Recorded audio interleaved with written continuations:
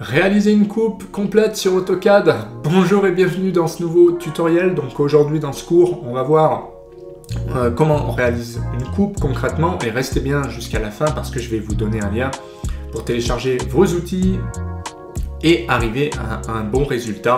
Et on va voir tout ça ensemble si vous le voulez bien. Sans plus tarder, c'est parti. Bienvenue donc sous l'environnement AutoCAD. Aujourd'hui, on va faire une coupe sur ascenseur, tout simplement. Donc déjà, ce qu'il faut savoir, c'est que sur AutoCAD, on peut couper littéralement son écran en deux. Ça, première astuce. Si vous ne savez pas faire, eh bien, je vais tout vous expliquer dans la formation complète qui suit. Mais l'idée, c'est d'avoir, pourquoi pas à droite, la vue en plan et à gauche, la coupe ou vice versa. On peut très bien faire l'inverse et venir chercher une coupe ici. Alors, en général, coupe sur ascenseur, moi, j'aime bien les faire complètes, personnellement, plutôt que les monter petit à petit. Et vous voyez, on arrive à un résultat assez sympathique. Donc, j'utilise des blocs automatiques, de niveau automatique. Donc, si ça vous intéresse, vous cliquez sur le lien, vous pourrez télécharger, en fait, des blocs bien pratiques. Et je vous montrerai la formation complète pour pouvoir utiliser au mieux ces blocs. Donc, il y a des blocs de niveau automatique, il y a également des petits blocs comme ceci qui ne payent pas de mine mais qui permettent de faire par exemple étage, de choisir un étage ou alors de jouer sur voilà, la taille d'un propriété de la hachure ou alors de supprimer les hachures. Justement, on peut très bien mettre normal et vous voyez, il n'y a plus de pochage. Le pochage en général j'aime bien parce que je le mets sur un fond grisé, donc attention à votre CTB, attention à ce que vous utilisez, mais vous pouvez très bien virer le pochage très facilement. L'avantage, c'est comme c'est un bloc, je peux faire clic droit, sélectionner similaire et modifier tous mes blocs d'un coup. Là, on ne voit pas, mais il y a énormément de blocs sur le dessin de ce type et donc du coup, tous les niveaux peuvent être changés d'un coup ou toutes les flèches ou pochages modifiés.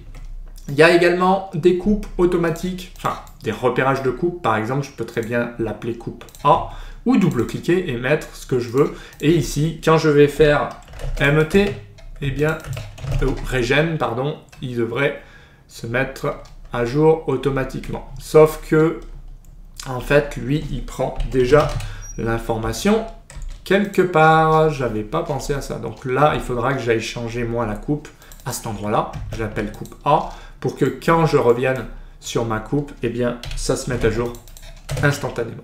L'avantage, c'est qu'il n'y a pas de risque d'erreur. Je m'étais juste planté au niveau de l'endroit où j'ai appelé ma coupe A. Donc forcément, il n'était pas lié où je pensais qu'il était lié. Mais voilà, vous aurez également cet outil de bloc, enfin de coupe, repérage de coupe auto, qui permet de, quand on indique une coupe, eh bien, d'avoir le même nom à côté. Donc ça peut être pratique.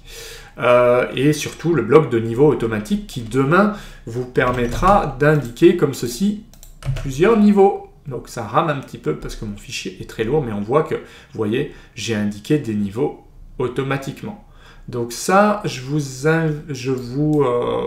dirai comment faire pour récupérer tout ça. Vous pouvez, si ça vous intéresse d'ores et déjà, cliquer sur le lien et comme ça vous aurez accès à la formation complète et vous aurez toutes les indications dedans. Sinon, pour le principe, vous voyez, une coupe doit comporter toutes les informations. Ici, je suis allé très loin dans le détail. Vous voyez, on voit un petit bout de mur qui est derrière en impact. C'est pas une nécessité absolue. En général, j'aime bien aussi pocher ce que je vois derrière.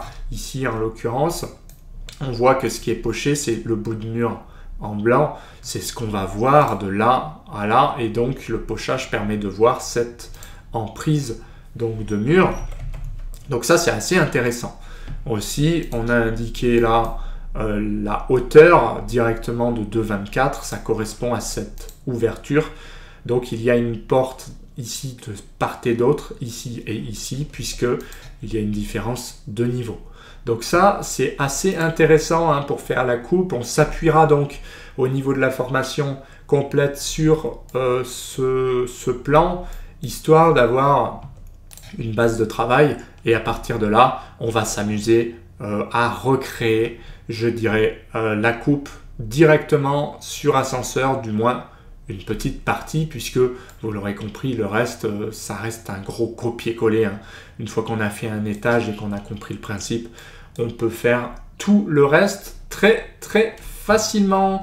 Donc voilà comment on réalise une belle coupe sur ascenseur. Si ça vous intéresse de voir la suite du cours et de récupérer tous les outils qui vont bien, et ben je vous laisse cliquer sur le lien. Sinon, pensez à mettre un petit pouce bleu, pensez à commenter tout en bas, à laisser votre avis sur la chaîne en général ou sur la vidéo.